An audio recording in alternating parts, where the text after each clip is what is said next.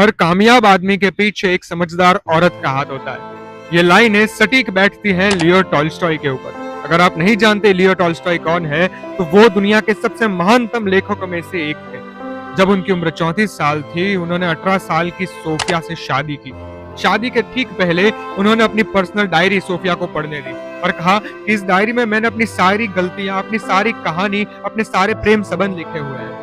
पहले पढ़िए और पढ़ने के बाद अगर आप मुझे एक्सेप्ट करते हैं तो ही मैं आपसे शादी करूंगा। और उन सारी गलतियों को, उन सारी कठिनाइयों को, सारी सिचुएशंस को एक्सेप्ट करने के बाद सोफिया ने टॉल्स्टॉय से शादी की थी। शादी के बाद सोफिया मानो टॉल्स्टॉय की एक सपोर्ट सिस्टम थी। उन्होंने जो बुक लिखी थी वॉर एंड पीस, उसमें सोफिया का बहुत ही बड़ा हाथ था। सक्सेस मिलने के बाद टॉल्स्टॉय का मन इन सारी चीजों में से उठने लगा और वो आध्यात्म की तरफ आगे बढ़ने लगे। और कुछ इसी वजह से उन दोनों की लाइफ में बहुत सारी तकरारें आई और एक समय ऐसा भी आ गया जब टॉल्स्टॉय ने घर छोड़ दिया। और घर छोड़ने के कुछ ही दिनों बाद उनकी बॉडी पास के एक रेलवे स्टेशन के पास से मिली।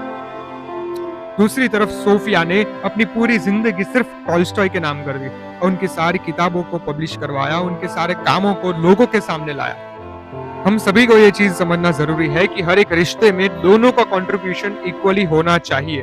हाँ, कभी कभार हो सकता है कि किसी एक का कंट्रीब्यूशन ज्यादा हो जाए, किसी एक का कम, लेकिन बैलेंस होना बहुत जरूरी है, जिसकी वजह से हमारा रिलेशनशिप अच्छा जाएगा।